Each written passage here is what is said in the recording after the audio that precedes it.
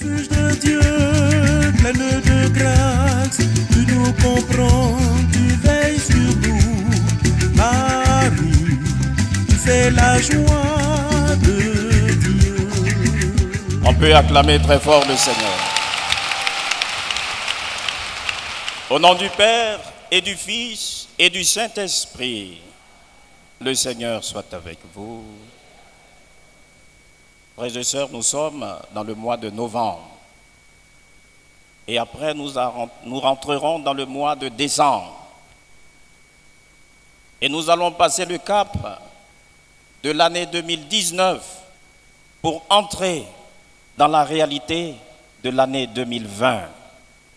Et déjà, nous nous préparons aux festivités de fin d'année pour entrer glorieusement dans la réalité d'une année nouvelle, où nous nous ouvrirons aux vœux, aux souhaits pour des départs dans le Seigneur. Mais en attendant cela, les textes proposés pour notre méditation de ce jour nous parlent de fin dernière. Oui, le jour du Seigneur. Et dans le texte de l'Évangile, nous voyons bien Jésus lui-même aborder la question. Mais avant lui, il y a dans l'Ancien Testament le prophète Malachie qui nous définit un peu de manière effrayante la réalité du jour du Seigneur. Car, dit-il, les arrogants et ceux qui pratiquent l'impiété seront comme de la paille. À la fin, il termine en disant, bien qu'effrayant, ce jour sera paisible pour tous ceux qui mettront leur confiance dans le Seigneur, pour tous ceux qui auront la crainte de Dieu, pour tous ceux qui choisiront le Seigneur pour donner un sens à leur vie. Car pour ceux-là, le jour du Seigneur ne sera pas terrifiant, le jour du Seigneur ne sera pas effrayant, le jour du Seigneur sera paix, joie, tranquillité et calme, car nous serons tels que lui paraîtra à nos yeux. C'est pourquoi, frères et sœurs, on peut acclamer le jour du Seigneur. On peut acclamer le jour du Seigneur. Dans le texte de la deuxième lecture, Saint Paul dit ceci: ce jour viendra, mais c'est un jour qu'il faut saisir dans la disposition intérieure du cœur. À cet effet, il ne faut pas mener une vie désordonnée. Et quand nous parlons de vie désordonnée, nous n'avons pas besoin de citer, mais on comprend clairement ce que vie désordonnée signifie. Pendant que beaucoup viendront à l'église pour donner un sens à leur vie par Dieu, d'autres se retrouveront où?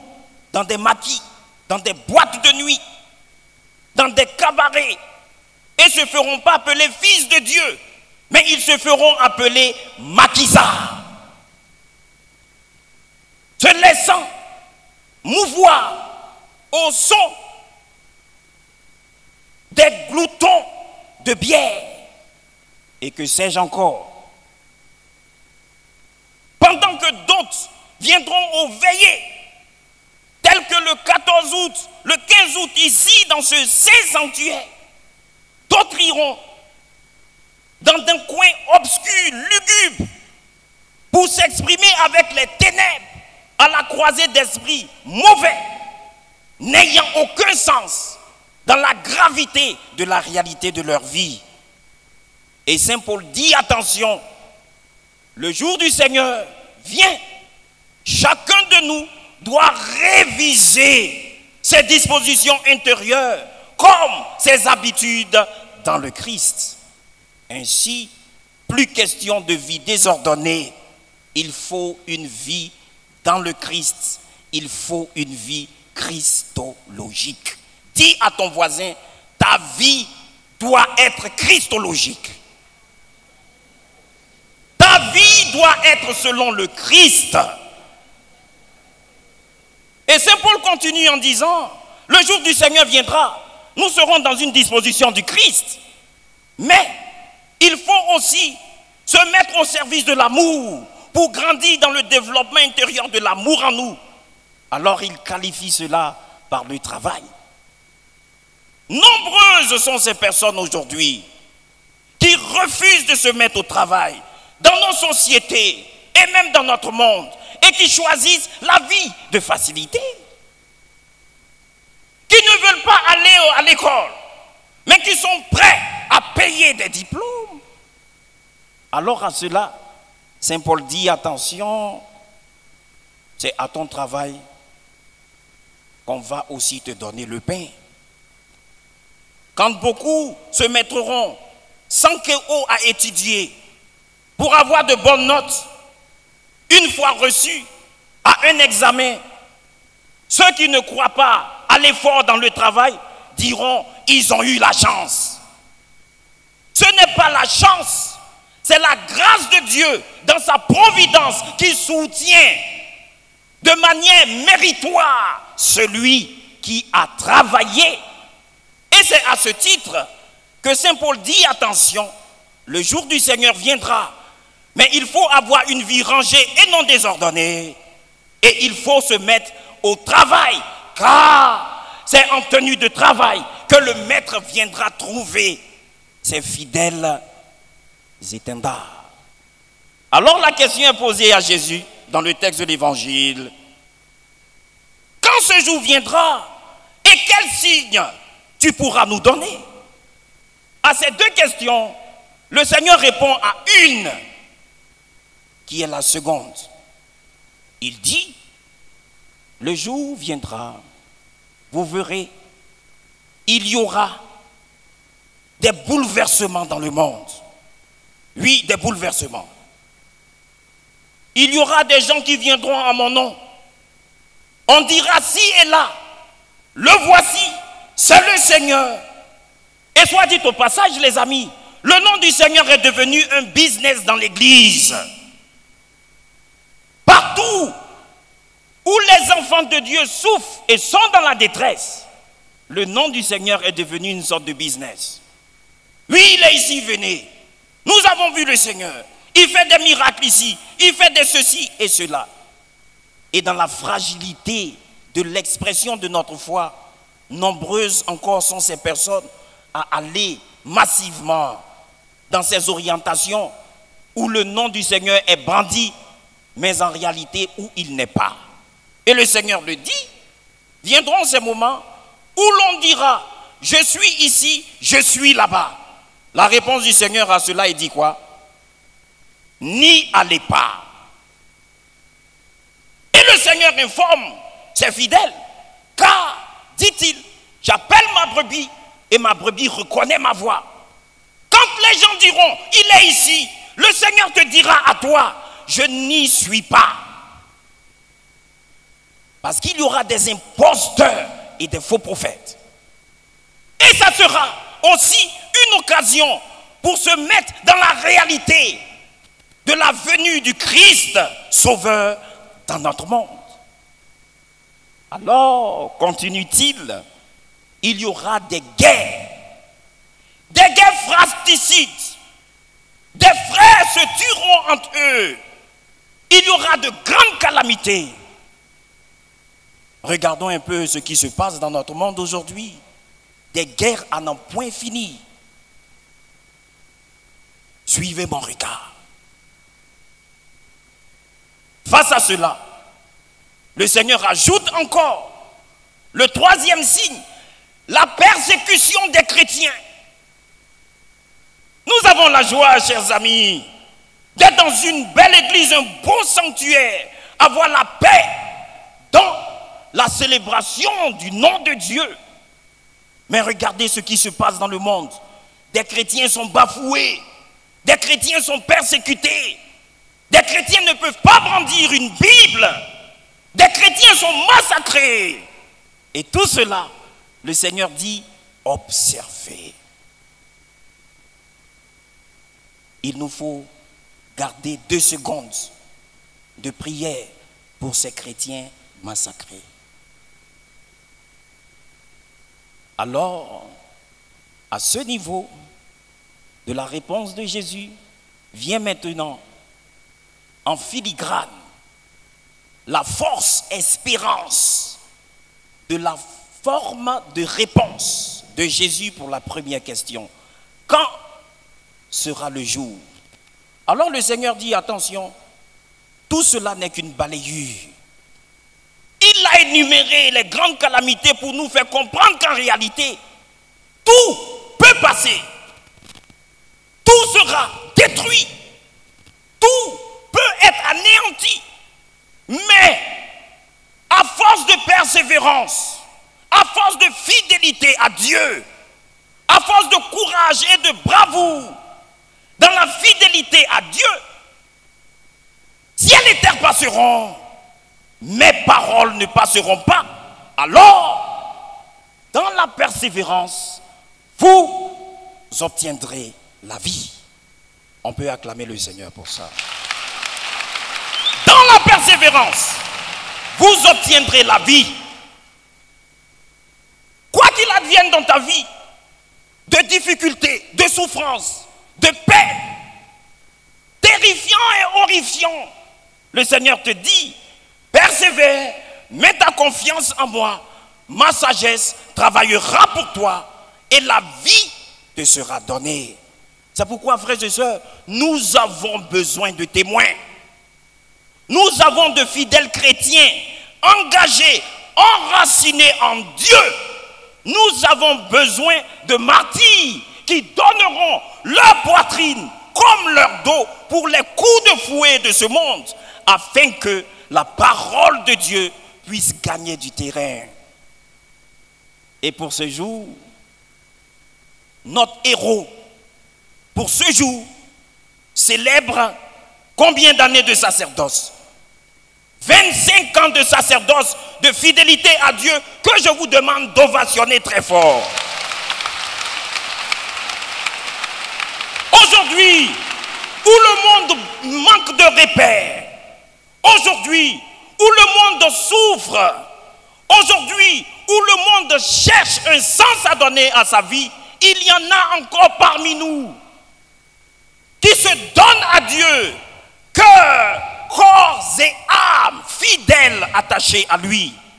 Et aujourd'hui, si tu cherches un témoin, regarde le célébrant et acclame la bonté de Dieu pour lui.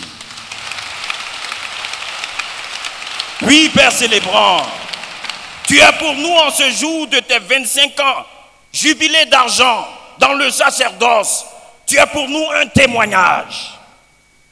Tu es pour nous une fierté. Tu es pour nous une référence et un modèle. Je dis 25 ans. 2, comme fidélité à l'alliance. 5, comme connaissance et transmission de la loi de Moïse. 25 ans, ce n'est pas petit. 25 ans, c'est Dieu qui t'a couronné pour nous donner davantage de bénédictions. On peut acclamer le Seigneur pour ça. Je l'ai connu depuis ma tendre enfance. Dans mon témoignage personnel, je suis de la même promotion que son petit frère en mission. Lui aussi, il est prêtre. Je l'ai connu, ce célébrant. Le fêtard d'aujourd'hui, je l'ai connu. Mon Père, tu es bon. Qu'on le dise ou qu'on ne le dise pas, je le dis haut et fort. Dans ta fidélité, 25 ans, c'est 25 ans de bonté à Dieu. Tu es bon. Reste bon pour la vie éternelle. Vous savez, c'est un grand homme. Il sait concilier les forces en action.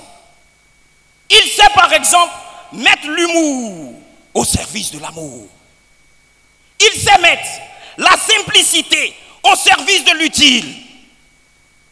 Il sait mettre la joie au service de la grandeur. Il sait mettre l'humilité au service de quoi? Ah, vous voulez lire dans ma pensée? il sait mettre l'humilité au service de la vérité. Et pour ça, on peut acclamer encore le Seigneur pour son serviteur. C'est pourquoi, frères et sœurs, quand nous disons 25 ans de sacerdoce, pour nous autres qui sommes encore en marche, c'est Dieu lui-même qui nous donne quelques de ses modèles pour pouvoir dire, comme dans la finale de l'évangile, nous devons persévérer, car la vie de Dieu est dans nos contrées, la vie de Dieu est dans nos rangs, la vie de Dieu se trouve avec nous et nos frères. C'est pourquoi, Père, célébrant 25 ans de sacerdoce que vous célébrez aujourd'hui dans le Seigneur, nous sommes joyeux. Nous avons quitté nos activités pour montrer aux yeux de tous et des fidèles ici présents que vous avez du prix à nos yeux. Vous avez eu de la considération pour le Christ 25 ans. Nous serons avec vous pour continuer ce chemin. Que le Seigneur, se rappelant votre première année d'ordination où il vous a oint par les mains de l'évêque, que le Seigneur ne cesse d'achever en vous ce qu'il a commencé, afin que vieillissant, vous fructifiez toujours dans le nom de Jésus et pour la gloire de Dieu. Que le Seigneur vous bénisse. À vous qui êtes venus, pèlerins d'ici comme d'ailleurs, que Dieu dans sa bonté ne cesse d'encenser chacune de vos vies d'une onction particulière, afin que vous n'ayez pas peur de la fin dernière, mais que vous soyez déjà tournés vers Dieu, citoyens des cieux, car le prologue de Saint Jean a dit,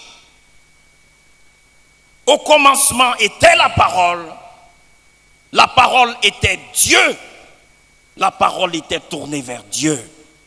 Que la vie de tous et de chacun soit tournée vers Dieu, afin que le jour où il viendra, nous soyons à sa ressemblance, fiers et joyeux de porter dans notre cœur la flamme de l'amour, car il est amour éternel, afin de partager avec lui dans sa gloire la vie qui ne meurt pas, aujourd'hui, demain et pour les siècles des siècles.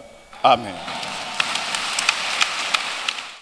Et maintenant, frères et sœurs, le doyenné va adresser son symbolique cadeau au jubilaire d'argent.